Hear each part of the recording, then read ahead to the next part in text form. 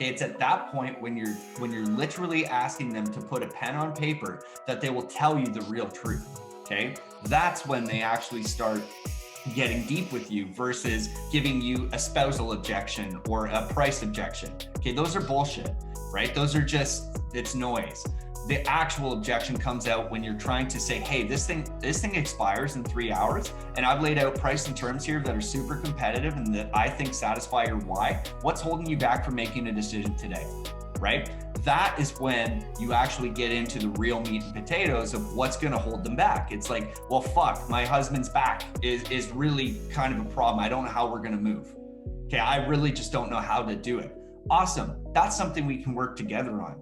It's going to cost about $1,500 to $2,000 to get a moving company in here. If I was able to build that in either to the price or as an additional term on the Schedule A, would you be willing to make that decision today?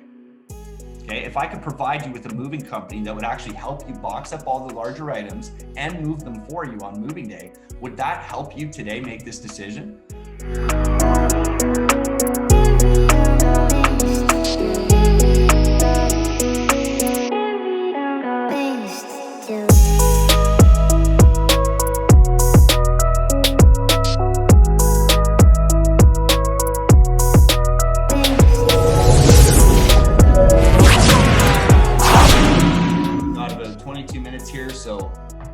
As they say, this hour has 22 minutes. Let's put on a show.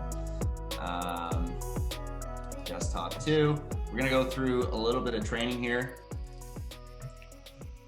So for the most part, both of our teams are actually having your offers written for you, but I think it's very important that everybody actually thoroughly understands the paperwork that you're working with, because when you go to present this offer, you're going to have to actually have everything in order to be able to talk about all of the different terms and conditions on this offer and this paperwork. And also to understand that if in real time somebody wants some sort of change to be done, okay, because this happens all the time where somebody wants to, maybe change the closing date, or they want to change the conditional period or something like that.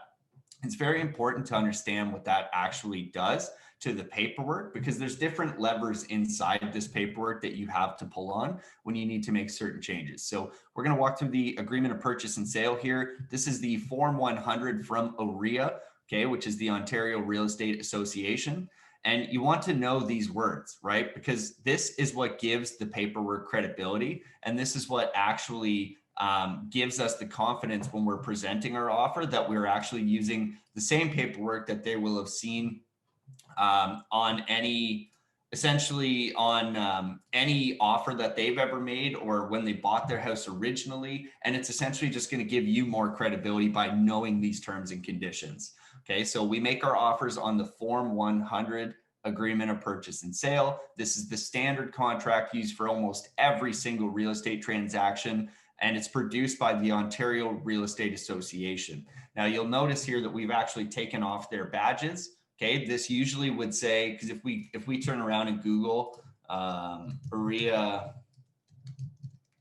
Form 100, you'll see that there's actually a bunch of badges and stuff like that at the top. So you can see here, it says OREA here. What we've done is we've actually debadged it so that we're not representing ourselves as realtors. Okay, it's very important that our sellers understand we are not a realtor. We're actually looking for investment properties.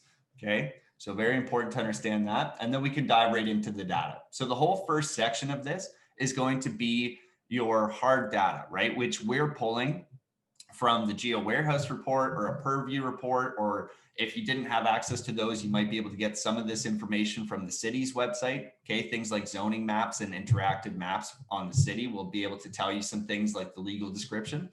Okay, so the way this contract's laid out, all your hard data is at the top. Okay, so your address, your current date.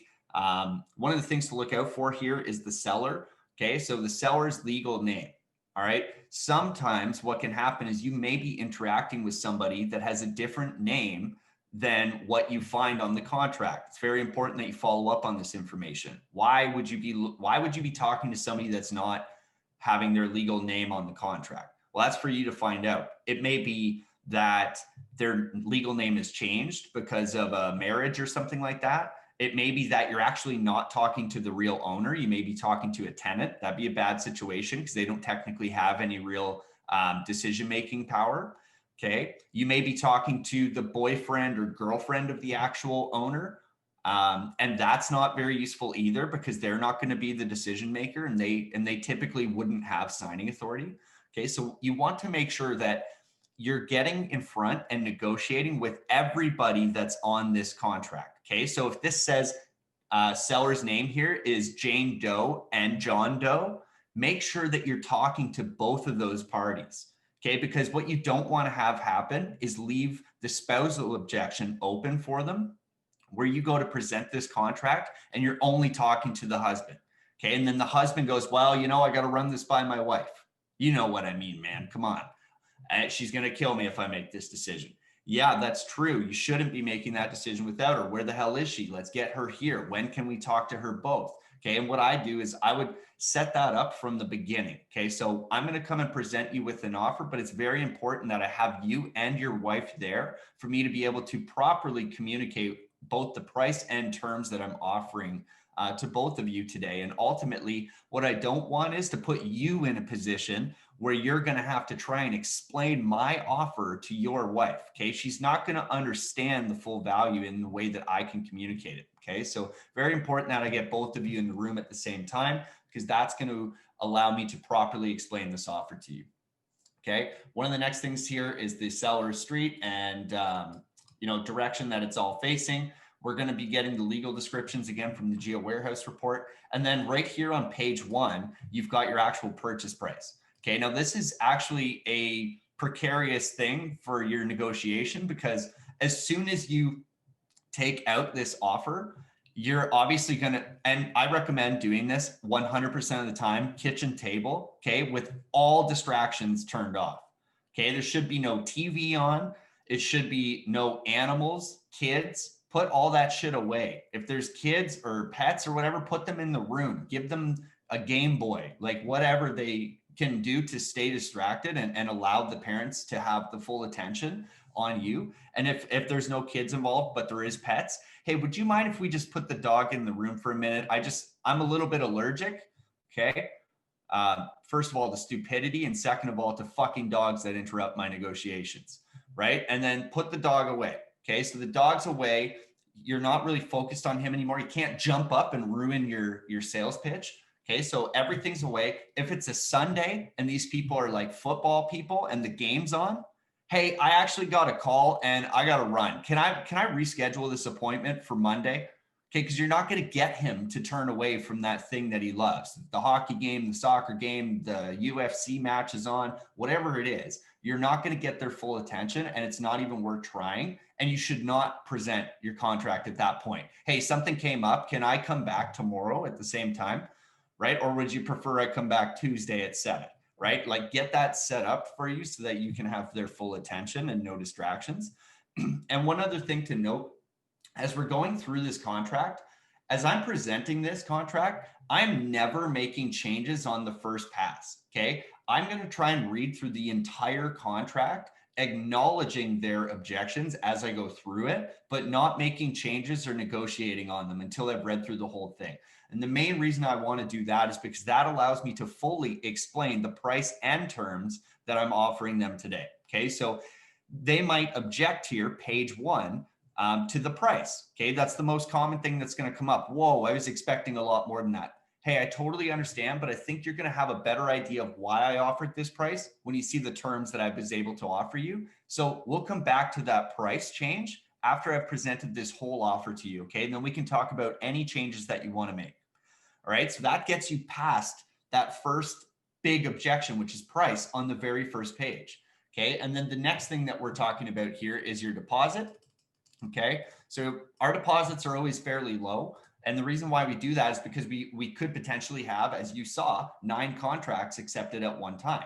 Okay. Now, if you've got 9 contracts all accepted at $10,000 deposits, all of a sudden you got $90,000 of liquidity gone. So one of the big things to understand when we're negotiating with deposits as the wholesaler is somebody's got to foot this bill, right? Somebody actually has to pay this deposit, whether that's your company like Brandon and Ryan, or if that's myself as Make It So, right? And so one of the challenges is I would way rather spend that $9,000 on my company portion of the flyers that I'm contributing, right? Because that's going to get us a lot more new money. Whereas increasing the deposit actually doesn't do me any favors. And as it turns out, it doesn't do your seller any favors either. And this is how you keep that deposit low, is you explain to them, hey, I'm going to continue going through the rest of this offer so that you fully understand the price and terms, so that we can really talk about why it is that you want this deposit to be higher. And then what we're not saying until the end of this contract is this contract is actually conditional on me having a bunch of things satisfied, including the financing and inspection and a bunch of walkthroughs and potentially an assignment. Okay, so if I'm not able to do those things within the next 2 to 3 weeks, whatever your conditional period is, in that case, I will actually back out of this contract and take my full deposit back. Okay, now that's not a bad thing for you, because as far as I'm aware, you're not prepared to go to market today anyways. Okay, because you've just told me about a lot of different things and reasons why you don't want to go to the market. So I'm going to leverage all those things in that conversation about why we need these conditions and how there's absolutely no cost to doing business with us today. And if we are able to satisfy those conditions, we will actually be giving them the price and terms that are laid out on this contract, and we'll waive those exit clauses. Okay, but until we waive those clauses, we are absolutely able to back out of this contract and receive our full deposit back. Okay, so increasing that deposit doesn't make a lot of sense. All it does is tie money up, and nobody gets to make money on that money. Okay, it just hurts me, and it doesn't benefit you, and it doesn't even benefit the lawyer because it sits in a trust account, which is not legally able to collect interest. So it's literally a loss, loss, loss. Okay. So that's one of the things that we want to talk about there. And then finally, you'll see I've written your lawyer here. Okay. And one of the reasons why we want our deposit holder to be we want our lawyer to be the deposit holder is because it gives us more control. Okay, now control is one of the more important things here as we're going through this entire negotiation. One of the reasons why we don't want to stop and negotiate price right away, right? Or stop and negotiate anything on this contract until we've controlled the conversation is because it doesn't give us any advantages. But explaining fully our price and terms gives us a lot of advantages, because then once they know the full lay of the land, they know the full scope of the offer, you can then pull on those different levers, right? Price or terms. What do you want? If you want more money, I'm going to need a longer close. Okay, but you know that you need to move, right? And so you've told me you need to move because of X, Y, Z. And for that reason, I put this closing date, and this is what I'm able to afford with that closing date, okay, because of the cost of capital and borrowing. So these are conversations we want to have in a controlled environment where we know exactly all the levers we can pull on, and we've shared that as well with the seller. So deposits are always going to go to our lawyer. Now, this is very hard to actually have happen if you're making on-market offers, okay, because the realtors are very much conditioned to have the deposit go either to their brokerage or to the seller's lawyer. Okay, so don't even bother trying to keep the deposit at your lawyer if you're dealing with the realtor, because they're just going to not do the deal, and they're going to keep signing you back on that point. And so you may as well let it go. But again, another reason why you don't want it going to the seller's lawyer is because they have no motivation to give that money back to you quickly. Now, when it's a $500 or $1,000 deposit, that doesn't really matter, okay, because the company can afford to tie up $1,000 for 12 months. But if it's a big deposit, say 10 or 20 grand, you've just put yourself in a really sticky spot to potentially not get that 10 or 20 grand back for up to a year. The worst case I've ever heard of was actually a 2-year period where that deposit did not get returned. Okay. 2 years without a large deposit is a very long time. And in this case, it actually ended up being, I think it was a very large deposit. It was like 40 or 50 grand. And that was tied up for 2 years. Okay, so imagine what you could do with 40 grand as a wholesaler. You could send a metric fuckload of flyers, is one version of that. Okay, to be exact, you could send about 300,000 flyers, which we know would generate a ton of business. Okay, hundreds of dollars of revenue, hundreds of thousands of dollars of revenue would be generated from that 300,000 flyers. So you don't want to tie that up. Next section here is the irrevocability. So the irrevocability is when this offer is good until. Okay, now on my team, we generally set reasonably short irrevocability periods. And the reason for that is we want to build in urgency.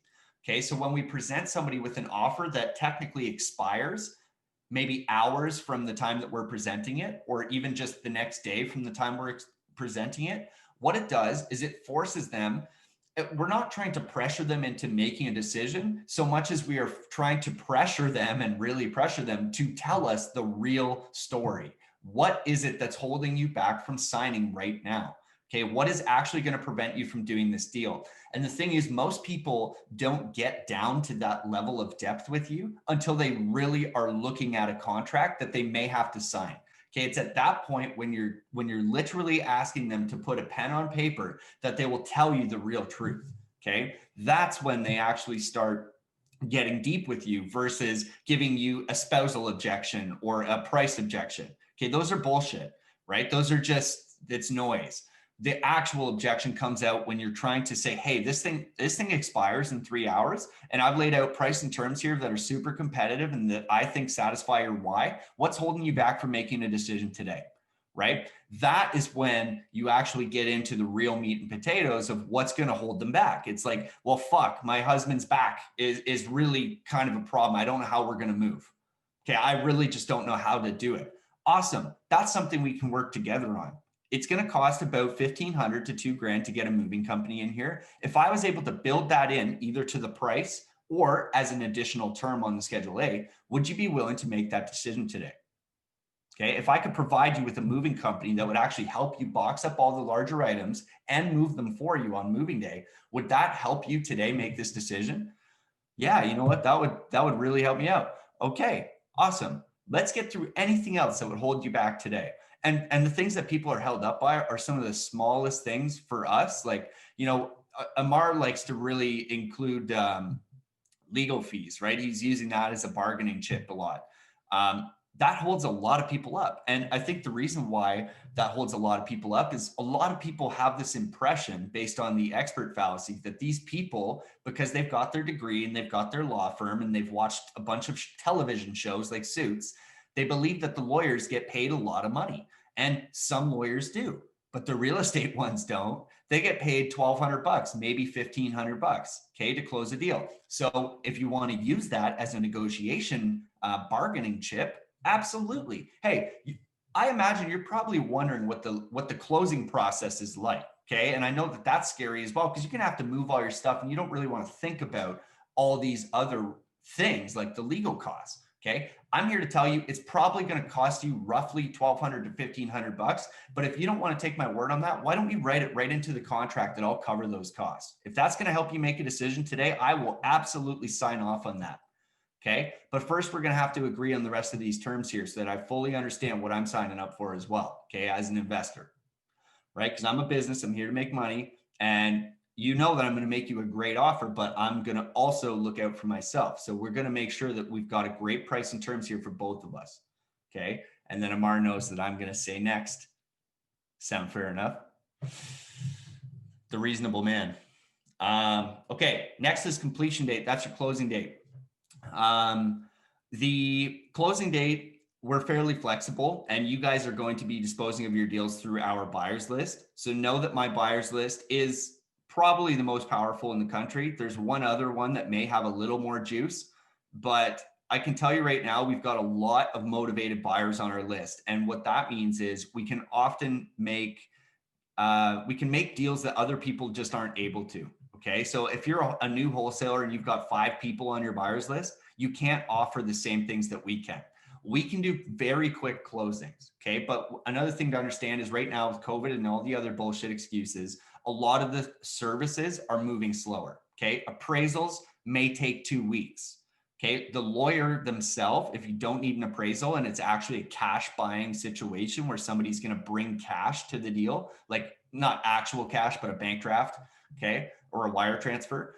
That is when we can possibly close in about 7 to 9 days. And the reason why we can't close tomorrow is because the lawyers actually require longer than that to be able to do the necessary paperwork and things that they need to do with the land transfer and title whatever that place is called, but like the place that actually fucking tells you who owns a house. Okay. That office, land registry office, that office needs some time. The lawyers need some time for the title insurance and everything else. So that's going to take minimum 7 days, but I would put no less than 9 days for a closing date. And then at that rate, you've pulled very hard on terms. Okay. You've pulled the lever super hard down on terms, and terms here being the closing date. So what has to happen is an equal and opposite reaction. Okay. This is laws of physics here on our contracts. An equal and opposite reaction needs to happen on the price handle. Okay. So if you're going to pull that hard on terms, you best communicate with your seller that the price handle is going to also go in the opposite direction just as hard. So when Amar did this, I think the last deal Amar did where we were like, okay, they need to close in like real quick. I think it was like 9 days or something crazy. And he called me and was like, is this possible? And I'm like, I think so. Let me text the lawyer, see what their temperature is on it. And then he said, yes, as long as the seller's lawyer can move that fast. And so we said, okay, let's follow up aggressively with the seller to make sure that their lawyer can actually, in fact, do that. And then we inked the contract, having made a couple strategic calls to people to be like, hey, who the fuck wants to buy this thing in cash in 9 days? And it turns out we were able to do it very quickly. But the way Amar got that deal done and the way it got executed, actually executed, like sold, is because Amar did this. He said, if you want to go that hard on terms and close really fast, you got to understand that we're going to need a huge concession on price. So I think the price, and I'm putting words in your mouth here, but I think the price went down like $100,000 or something crazy. And that got the deal done on both sides. Okay. He got to close in 9 days. And I think he saved himself from some sort of power of sale or some sort of situation like that. And then our buyer also got a price at which he could then go to the bank and literally do a bank draft for, I think it was 110K or something like weird like that, like really cheap, or 115. So super cheap because obviously we moved faster than most people in the market could. So completion date, very important. Now, when we're feeling bullish about a market, and I can just see this, I'm sorry guys, I see this talk going over time, but it's an important talk, so buckle up. Completion date, another important thing, Amar, I love it, is if we want to potentially pay a little bit more and we're feeling bullish about the market. So if you're thinking, hey, I've looked at all the comps over the last 3 months, all I'm seeing is a steady upward rise. Okay, so what that tells us is we can forecast in the short term that that market is likely going to continue going up, okay, unless something weird happens, like unless you're in Alberta and Joe Biden stomps on the Keystone XL pipeline, okay, because now you don't have an economy and that fucking sucks. But if you're not in Alberta with a Keystone pipeline that just got shut down, we can reasonably present that what happened yesterday is more than likely going to be what happens today, and probably what happens today is likely what's going to happen tomorrow. Okay, so we can forecast that growth in the short term, at least, to be able to say, all right, I understand you need 10 or 20K more than what I'm offering. Okay, as long as it's a reasonably small amount, what I can do for you is I can actually offer you that price, but it needs to be in the future, right? It needs to be 3 months from now or in the summer when we expect seasonality to help out the market itself. That way, your actual property and purchase price are going to appreciate to the point where now you're at the same ratio of wholesale fee to profit for your investor to meeting your seller's price. Okay, so doing deals that are future valued, right, is we're essentially betting that the property will continue to appreciate at its current rate. Okay, so you may be able to make sense of a 10K or a 20K increase in price if you just push it out maybe 3 to 6 months, right? Because you might expect in early June the prices of that market to go up for summer. Okay, so interesting little note there. And then as we come down here into chattels, chattels are basically anything in the building that you want to keep with the deal. So things of value here could be negotiated into the contract. Mike's done a deal for like a Chevy Nova or some kind of car like that was included. We've also had a boat. Jeff Weibel once did a cat. Okay, the cat had to stay. And so that led to, and that was the seller making that negotiation. So the seller's like, listen, we're not selling this fucking house unless the cat stays because I can't bring the cat with me where I'm going. Okay, interesting. But what does that mean? You need to then find a limited scope of person that's then willing to purchase the cat with the house. Okay. So what that means is, again, the seller has pulled on terms. So what do we have to do? Equal and opposite reaction on price. Okay. So what happened is the deal got done, but at $20,000 less, because that was the consideration to giving adequate care to the cat for the rest of its life, right? And cats live for fucking ever because they're aliens. And so this old lady got to move to her retirement thing, and she got to understand that the new owners would take care of this cat, and that consideration was built into the price. So chattels can be literally anything, including le chat, okay, le chattels. So the cat came with the house. Fixtures excluded. That's anything that's attached to the wall. So if you see some serious bullshit, like, you know, like big crazy chandeliers or something, you might say like, or like big mantelpieces or something that's horrible that's attached to the house that you don't want, you could include it here. And for the most part, just for you, your understanding, guys, as wholesalers, I'm going to leave most of this blank. And every one of our offers just for chattels says all existing appliances. Okay. Now, if somebody wants to haggle you on a fucking dishwasher, or not a dishwasher, they don't take the dishwasher, but a washer or dryer, okay, you can have your washer or dryer, but I'm just going to need to take $2,500 off the purchase price. Does that sound fair? And they're going to be like, fuck you, no. And you'll be like, okay, so I guess I'm keeping the washer and dryer, because the offer that I made for you today was based on these exact price and terms laid out in this contract. So anytime you guys want to keep something, I completely understand that. That's a really nice washer and dryer. However, I had priced that into my offer. Okay, so I'm going to need some consideration for that. Now you're negotiating about the washer and dryer instead of the whole house. And the cool thing is that once you get that micro commitment to, no, I'm taking the washer and dryer, but you're only getting 1,000 off the contract. All right, let's split the difference. I'll take $1,000 off the purchase price. You get the washer and dryer. I'll cross that off the contract right now. What just happened? They just fucking committed to you on everything else except the washer and dryer. And you just argued about $1,000 instead of $200,000. And now we're really having a conversation about how to proceed. And one of the other things to understand that I didn't put here, that I forgot to cover with completion date, first time through this contract, one of the first things that I'm going to say is we get through the price and now it's closing date. I'm going to say, hey guys, I actually put an arbitrary closing date here, okay, of April 30th. And, you know, I just put that there. I didn't really know when you guys wanted to close, so I figured I would just leave that there. And then that opens up a conversation. Oh, you know what? We were hoping that we could close on June 30th. Okay, awesome. Let's definitely take that into consideration, right? And that may be one of the only things that I'll actually turn around and change when we're going through this the second time. It's gonna be one of the first things that we change, and then we'll actually initial on that closing date, and that starts us on the signing party to success. Okay, so I'm going to put an arbitrary closing date there every single time, and then have them talk about the date that they want to close. Because when they're talking about the date that they want to close, they're visualizing closing. When they're visualizing closing, they're understanding that they need to move. When they're understanding that they need to move, they're coming to terms with the price and terms that you're offering them, and trying to really get down to what's going to actually hold them back from making a real sale with you today. Rental items. Always be careful. I share a story of mine on Cashflow Tribe, or I have anyways, about a big failure of mine.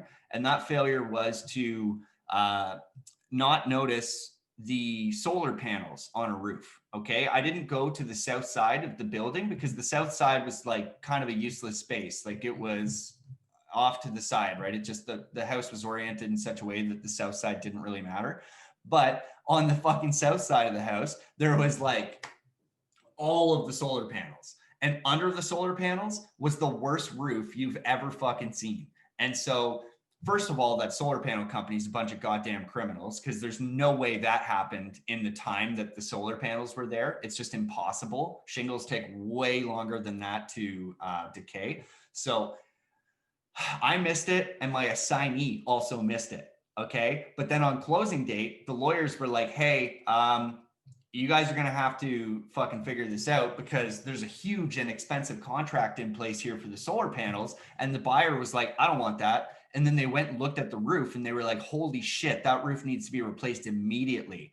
And then inside the contract, you can only use their specific accredited fucking people that they work with to replace the roof. So guess what? Your $5,000 roof just turned into a $20,000 roof on a shitty little house. So that sucked.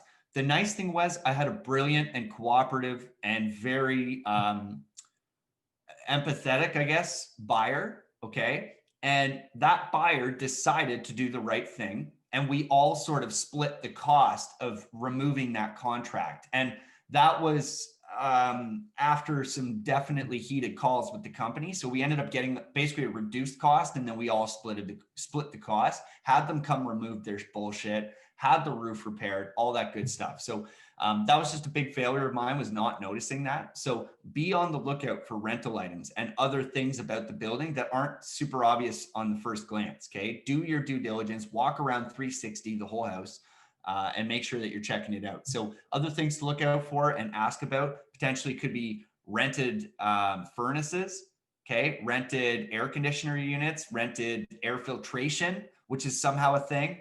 And then rented, I think there's even water purification things now that people are renting out.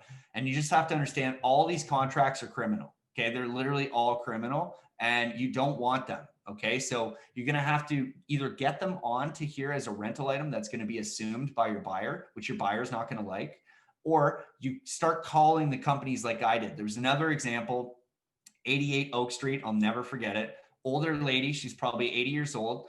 And I was asking her, hey, what rental items do you have in the house? Because I noticed some brand new stuff in the basement. Okay, look out for that. If it looks brand new, odds of people buying a bunch of brand new HVAC and stuff like that really low. Okay, that shit's expensive.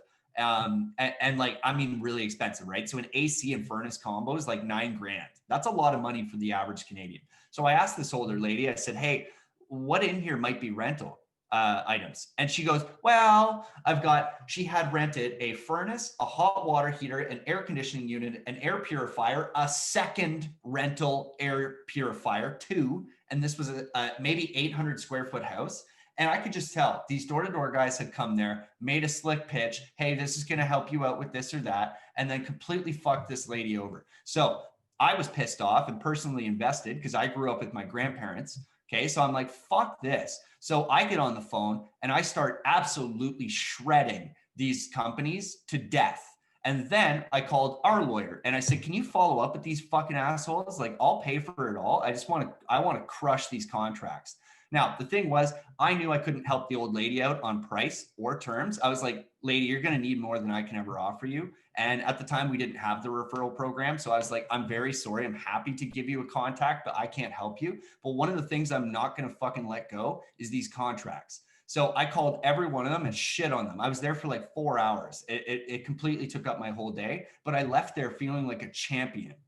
I literally felt like the best person in the world. And that fueled me for the rest of that week to go out and crush the doors, knowing that, you know, for all those hater calls and for all the calls, you guys are scamming or you guys just take advantage of people. Fuck you. When's the last time you spent 4 hours with grandma calling every fucking contract company and then calling your lawyer to deal with this shit? So I had that to fuel me for a lot of the rejection and, you know, all those bad days when it's like you seem like you can't get a win. So anyways, look out. The whole point of that story is to just do the right thing, okay? And make sure that you're qualifying your sellers for rental items. HST typically going to be included in, okay? Unless, and this is a question you get all the time from the seller. What about the HST? Because they see it on the contract. Hey guys, as long as it's not a new build or a commercial sale, it's going to be included in the sale, but this doesn't matter. It's not like you're getting 13% less, okay? It's actually not applicable because it's a residential resale. Okay, if you're buying a brand new build, you're going to pay HST on the first sale of that house. That's one of the other reasons why we don't really get super interested in pre-construction or anything like that, because you end up paying a lot of taxes. Okay, 13% on $500,000 is a lot of money. It's actually a really big number, right? That's 50 grand and change. So that's a big number to pay in taxes. You just never get that back. So big deal there. Title search, keep that to about 2 weeks before closing. Okay, not much else to know about that. If somebody's going to ask you, what does that mean? That's just so that the lawyers can make sure there's no additional liens or anything like that on the property. Do you guys have anything that you would like to tell me about liens against the property, right? This is a great opener just to get people to, oh yeah, you know what? I did get a second mortgage that one time. Okay, lady, tell me about the second mortgage. What happened, right? Yeah, oops. I know I've got 4 mortgages. What? Okay, we've got signing blocks here. This just lets the lawyers actually communicate with each other and everything like that. And then confirmation of acceptance is going to be the last person to sign the contract. Okay, so if somebody signs back on you and they change the price or something like that, initial, the last person to accept those changes is going to sign the confirmation of acceptance. And then finally here, make sure that you're capturing as much data as you can. Okay, so if your seller doesn't know who their lawyer is going to be, follow up aggressively and possibly refer them to some of the lawyers in your market so that you can actually have this data prepared for when you need to execute the contract. It's very hard for your lawyers to execute these contracts if they don't have this data, okay? Because they don't know who to call. Who do I call to make this process move forward? And if you don't have that answer, it's very difficult. So make sure that your sellers have a lawyer in place. And finally, this is going to be the last topic of discussion here, is the Schedule A, okay? This is our standard Schedule A that is attached to every single offer. Okay, these are the conditions we put on all of ours. So I don't know if Ryan, I think you're using a very similar set of conditions, but I'll walk you guys through ours. So the first clause there is essentially just saying that they're going to get paid. Okay, so the way we do that in Canada is by certified check or wire transfer using the large value transfer system. Okay, the lawyers are going to take care of all of that. So don't worry, on closing date, we don't have to meet up at the bank and do some drug deal style change of keys and cash. Okay, it's actually going to go through your lawyers and they're going to make sure that all the money is there in trust before they give your keys to anybody. Okay, so just be aware that in Canada, every transaction goes through a real estate lawyer. Okay, so you can always have the security of knowing that your lawyer will have to greenlight all of this. Okay, so even if you sign today, your lawyer can 100% kill the contract if there's something wrong with this. So go forward with that confidence and that security. Okay, as we're discussing these. The second one there is our financing exit clause. And I'm going to tell my seller that, hey, this here, you feel free to read through this, but what this says is that if I can't line up financing in the next 3 weeks, I'm 100% going to back out of this contract. Okay. Now, a lot of people would come into this room and lie to you about this. This here is an exit clause for my personal benefit. Okay, I'm here protecting my ass as a business owner. And the reason for that is I've made offers on a lot of properties, not just yours. And I have full intention of buying all of them. But if I can't get the financing or a financial partner to look at this property, it's going to be very difficult. And that opens up the door for the financial partner talk. Hey, if we skip down to the bottom here, you're going to see, and we'll talk about this in a moment, you're going to see though that I've got some walkthroughs. The reason why I've got those walkthroughs in place is so that I can get my financial partners through the building. Okay, they're going to need to see the building, see it, touch it, feel it. Okay, when you guys bought your house, did you get a walkthrough before you purchased it? Yeah, of course. Awesome. I'm going to need the same things. Okay, but what this does is it gives me 3 weeks to get all my ducks in order. And as you know, I do have resources. You probably read through my flyer, and that's why you called me, to give you the confidence that I'm able to buy. We've actually done 63 transactions in the last 13 months. So you can trust that I've got the credibility, but I'm so credible that I'm never going to expose myself to the risk of not having an exit clause in place. Okay, but just trust me, these are on most offers, and I'm probably the only one telling you the truth about it. Okay, now the nice part is you guys have no cost of doing business with me today. If I can't secure my financing, all right, or a financial partner, I'm going to back out of the deal. I'm going to get my deposit back. Okay. But you're not going to lose any money. The only cost of doing business with me today is the opportunity cost of the time that I've laid out here in my conditional period. That's 3 weeks. Okay. Now, during our walkthroughs and during our discussions, I think it became very clear to me that you guys aren't prepared right now to go to market in the next 3 weeks. So here's what you can do to help yourself. Okay. Over the next 3 weeks, I would move forward as if I'm going to buy this house 100%. If I don't end up getting my financing or financial partner lined up, then you will be better prepared to go to market. Okay. So it's a win-win for you. Either way this works out. Either I'm taking the deal down at these exact price and terms, or you're better prepared to go to market where there's potentially more buyers. Does that sound fair? Absolutely. That's going to sound fair every single time. Okay. And anything that came up in your walkthrough and negotiation, you're going to now leverage. hey, I know you guys told me you don't want to bring this thing to market because you're a little bit upset about the condition of the property and how it's gotten. Okay, completely understand that. I'm going to need 3 weeks to line up a financial partner. Okay, and they're going to be coming through. I'm only going to be walking through maybe 5 people, as I outlined on the bottom of this page. Okay, 5 people, not 5,000 like if it was on MLS. Okay, and so once we do that, though, I'm going to know right away whether or not I can take this property down with these price and terms. If you get these price and terms, are you going to be happy today? Yes. Okay, amazing. So if there's a bunch of agreement here and there hasn't been any counter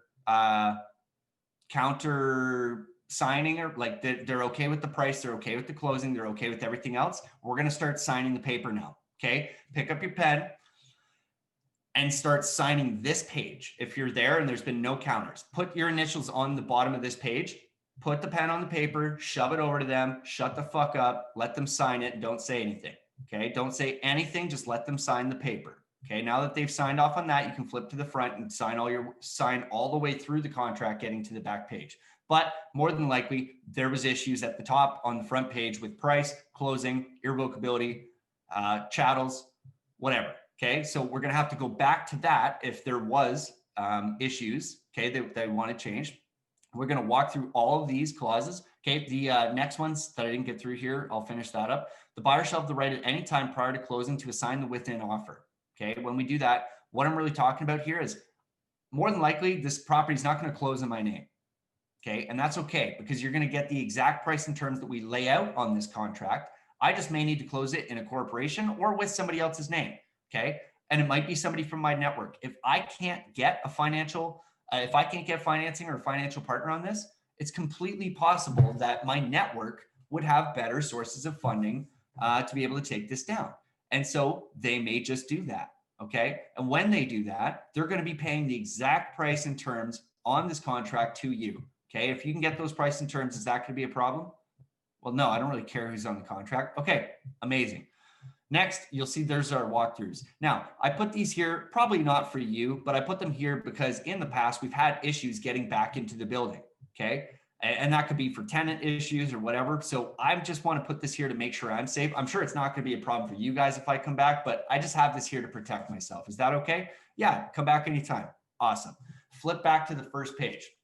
Now that you fully understand the price and terms that I talked about in this contract, let's talk about some of the other things. One of the concerns that you brought up was the closing date. What would be the best closing date for you, right? Because we're on the front page now. We don't need to go all the way through it. What would be the best closing date for you? We were thinking June 1st. Okay, on June 1st. Awesome. I'm going to cross that out. I'm going to put in 1st June 2021. I'm going to then create the 2 signing bubbles, okay, right? You create a signature block and sign the first one. Okay, sign your signature. Put your initial there. I'm going to sign it and I'm going to give them the pen, right? Sign off on June 1st. Okay, if they put their initial there, they may do it, or they may be like, well, hold on. We're also concerned about the price. Okay, cool. But are you concerned about closing on June 1st if we can get you to the right price? No, we'll close on June 1st if we can get the right price. Awesome. Right? And just fucking wait. Just wait. Silence is the biggest weapon we have. Just sit there silently, let them sign that unless they have a really big objection. Well, I'm not signing anything until we figure out the price. Okay, what price gets this deal done today? Okay, today is the important part here. What's going to get it done? Now, when you've offered, in this case, 123,000 and they need 150, hey, I totally understand that. Would you mind backing up how you got to that price? Well, it's just what we need. Okay, well, what does that mean? Is there somewhere you're planning on moving? Or is it you need to pay for your grandson's tuition? Like, what is it that you need from this deal to make that happen? Okay, because I'm sure we can come to a win-win solution here for both of us. Now, if they're like, I need to pay for the grandson's tuition. Cool, what's that look like? Well, it's $8,000 a year. Okay, is he gonna go for 3 years? Is it an advanced diploma, degree? What kind of school? He's going to fan shop. Okay, so an advanced diploma maybe, or a degree that they're offering now? Yep, awesome. I think those are going right now. Going rate is 32 grand. What do you owe on the property? Right? And just ask them this shit. And they're going to be like, well, I think I only owe 50 grand. Okay. So if I buy this property from you right now, I don't think I can come up to 150. That's a little bit past the range that I'm willing to go. But what if I could come up to 140 for you? Okay. Because what that would mean is after you pay your 50 grand out, you're going to have 80 grand left, or whatever the math is, right? You're going to have 80 grand left to pay off your down payment for your next place, or first and last rent, if that's what you're doing. And you're going to have the 32 grand left over to pay for the kids. Would that make this deal right for you? Right? And then here's what we're doing is we're having a real conversation about what's actually holding us back from doing the deal today. And that's where all the truth is. This is probably the first time I'm telling you the truth, and you're going to figure out what exactly they need and find solutions to get them that. Okay. If it's a new property, why don't I hook you up with one of the best realtors in the city? Okay. He'll put you on a search. He'll tell you about every property that comes up. Okay. But you can't select a property until you know you've sold your house, right? Unless you got a ton of cash I don't know about. No, man, we don't have a ton of cash. Okay, exactly. So let's agree to a contract right now so you can have the confidence to approach that new house search today. Okay. And we're just always finding solutions, always coming back, right? Amar loves the book, The Way of the Wolf. And it's a great book on like the straight line method, right? Which is like, you got a starting point and an end point. The end point's where your money's at. Everything you're trying to do is get to that end point. And some of them, you're going to be like, I want 100. I'm going to offer 123 grand. We're closing April 30th. And I need 3 weeks of conditions. But as long as we can do that, this deal's done. And they're going to be like, perfect. But most of the time, that's not the case. They're going to try and pull you off the straight line, right? On these little detours. Well, I got my spouse. Awesome. Let's get both of us in the same room so you can both fully understand the price and terms that I'm talking to you about today, right? And we're going to have that full conversation with both of them. Okay. All of a sudden we're back on the straight line to money, right? Oh, but the price. Yep. No problem. Tell me exactly how you got that valuation. Well, the neighbor house sold for this. Awesome. Give me 10 minutes. I'm going to pull this up on Matrix and we can look at what the neighbor's house looked like when it sold. Okay. Now we're looking at listing photos and this thing's got fucking marble countertops and brand new everything.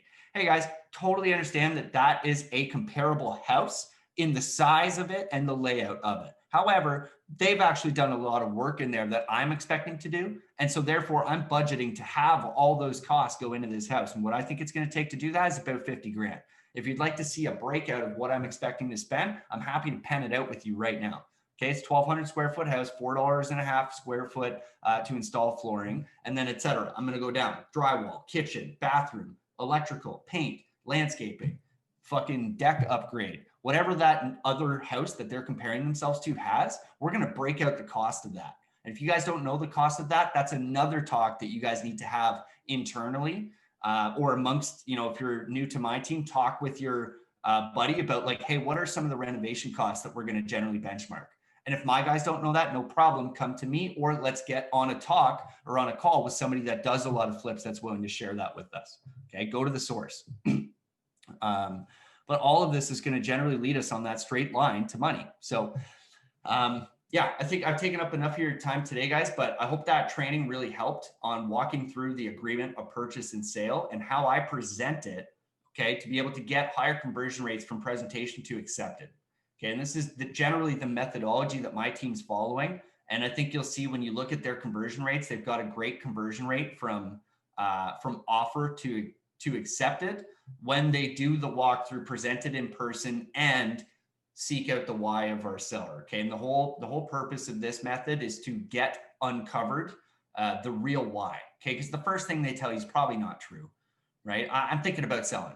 No, you're not thinking about selling. Something happened. Nobody calls a fucking handwritten letter on a Tuesday, okay, rolling out of bed. I'm going to sell my house today, one of those letters. They don't do that, okay? There's a motivation there. Quentin, did you have something you wanted to add? Yeah, I got one question about this spousal consent. I know Ben is pretty adamant if they have like a wife or husband that they should be signing spousal consent because it makes your offer a lot stronger at the lawyer's office. If they feel the need to back out or say like, hey, it was just me there. Like, I think he was trying to sell that like someone couldn't argue that they were like kind of tricked into signing or forced into signing if you get spousal consent. Do you ever sign that block? I never do. But we're always going to get both partners signing on each signature block, like each initial block and signature block. So that to me is as powerful as anything else. Like, how do you trick somebody to sign, in total, there's got to be 15 signing blocks there. So we've also never had this come up as a problem. So I just mean like if like say like there's a husband and wife and only the husband's on title, um, like you wouldn't need her signature in this case, right? You would just need his to close No. the property. Um, but like, could there be any issues arising from that? Like, would it make sense if she's there, for example, just to get her to sign that? Or In my experience, it's moot. It doesn't matter, but you know, lawyers love signatures. So like legit anything that can be a signature, just get it signed. But my personal experience would lead me to say, just get the signature of anybody that's possibly on title. Okay. So if there's two names, make sure you're leaving there with two signatures. If it's one name will do. Okay. Because they're going to have a really hard time arguing. You know, the wife's not going to easily be able to say, oh, that's my house. Well, no, it's fucking not. You're not on title. So fuck off. Even if you're entitled to half, you're entitled to half of its proceeds as well. So I don't see the claim, right? So the land registry office and the way the lawyers do this is they do the same title search that we do. Okay, they get the same info back, right? So they get back on their title search, hey, there's only one name on the thing. We got one signature here. We're golden. Now, with that being said, and I've brought this up a lot of times on Cash Flow Tribe, but you know, Canada is pretty fucking liberal. So if anybody was to say like I didn't have capacity, I was drunk, or you know, especially in the case of an older person, I didn't have capacity, or their lawyer wants to feel that way, they can very easily kill any contract. Okay, there's no like we are never guaranteed, and so that's why we want to be very long-term oriented with our business. So like in the example that, you know, maybe somebody says, I didn't have capacity, or their lawyer makes that argument for them. Cause I've had lawyers try and kill deals before lots of times. So when they try and kill the deal and they go, he didn't have capacity. And I go, fuck you. Yeah, they did. And then it really comes down to how well you're explaining your process and building rapport with your seller so that your seller can defend you. Okay. Cause I had that with this house.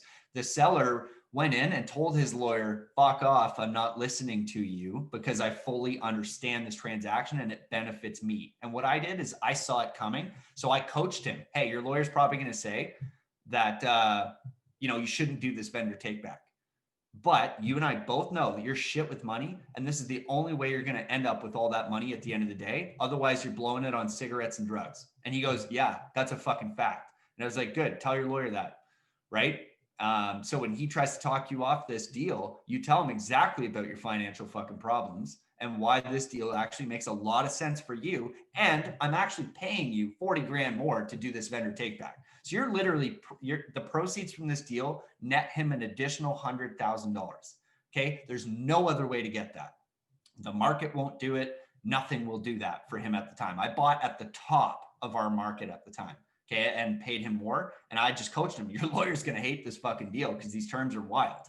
Okay, but the reason why we arrived at these terms is I think I've got the power to help you. I will never miss a payment. In fact, I'll pay you fucking 5 days early every single month just to make sure that you're comfortable, right? And I also did a bunch of other stuff for that seller too. Negotiated his living situation. Okay, I negotiated for his rent and his apartment for the next place he was moving to. I paid for his movers. I brought him the moving boxes. I paid for his legal fees, right? I bought groceries for him the day when he was like, I'm out of money because I blew it all. Got it. Okay. I bought his fucking lawnmower from him for $200 that would have came with the house anyways because he needed cash. And I'm like, I don't do charity, but here's $200 for the lawnmower that I already technically own, you fuck. But, you know, made that happen. But if at any point he gave in on his confidence level or I didn't coach him properly and the lawyer was like, you shouldn't do this. I don't believe in your capacity. Okay. That deal's going to die. And so if we've already taken money for that deal and assigned it, guess what? We're giving that money back to our assignee. Okay. So a very important thing to understand is a long-term approach here is like, we want to make sure we're very transparent with our sellers and very transparent with our buyers too. Hey, if the seller fucks this deal up, and it had nothing to do with you, absolutely. At least from Make It, I'm not putting words in Niagara Falls' mouth, but at least from Make It So's perspective, we're going to do the long-term approach and give that money back. Okay, I'm about to sign a check today for 12.5 grand for a deal that went sideways earlier last year. Okay, that fucking sucks because, you know, it comes right out of the cash that I had anticipated having budgeted out already for other things, right? For the team and for the company. But the reality is that person now likely to do more business with us in the future? Fucking maybe. And I want to take that bet, because the lifetime value of any one of our customers is hundreds of thousands of dollars if we do it right. Okay. And that's why we always want to market and sell great deals. We don't want to sell bad deals. Okay. Because when we sell a great deal, unfortunately, Rebecca had other stuff this morning, but she'd be able to tell you how many repeat buyers we have. Hand up on my team if you've had a repeat buyer. I know Mike has, I know Amar has, Shahir has. And like, that's basically all of our team that has operated for more than a year. So anybody that's been here for more than a year, 50%, like 50% of the whole team has them, but anybody basically for a year of operation is going to have repeat buyers if you sell great deals.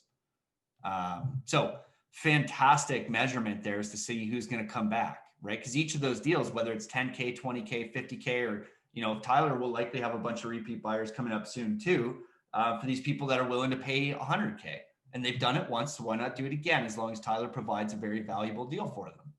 Right. And, building that type of trust inside your market and with your buyers list is very important, because then they keep coming back. And those people, as long as they made money, will come back to you for more, right? It's addicting making money, right? When they get a great deal from you, they're going to want more every time. So that's why we always try and do the best we can to preserve those relationships. So, okay, guys, I really have fucking jammed up your morning, but I appreciate you all staying tuned and staying attentive for this talk. And I hope that helps you out. And I'm hoping that leads you all to make some more money. So we're all in the sport here, the team sport of making money. So